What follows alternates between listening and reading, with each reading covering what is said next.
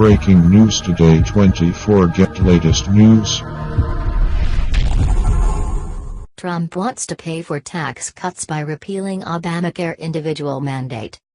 Washington, as Republicans struggle to overhaul the tax code and as the Obamacare health exchanges opened for 2018 enrollment Wednesday, President Trump threw out a suggestion.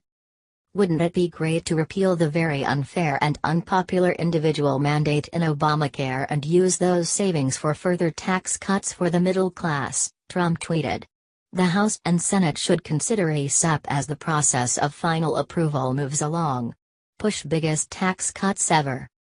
Repealing the Affordable Care Act's requirement that most people have insurance coverage would substantially decrease the number of people who have insurance, and therefore decrease the amount of money the federal government spends on Medicaid and subsidizing individual premiums on the Obamacare health exchanges.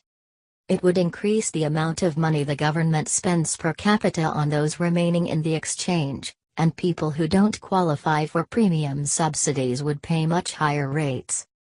But the government would end up spending less overall than it currently collects in penalties from people who don't buy insurance, the nonpartisan Congressional Budget Office projected last year. CBO projected the change would save $381 billion between 2018 and 2026, most of that from a drop in Medicaid spending. To put that figure in the context of tax cuts, repealing the estate tax, as Republicans want to do, would cost $200 billion over 10 years. Doubling the standard deduction would cost $700 billion.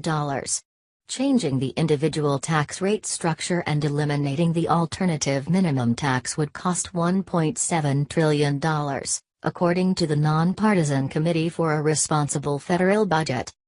Congressional Republicans delayed a planned Wednesday rollout for their tax overhaul plan to give lawmakers more time to decide what should be in it.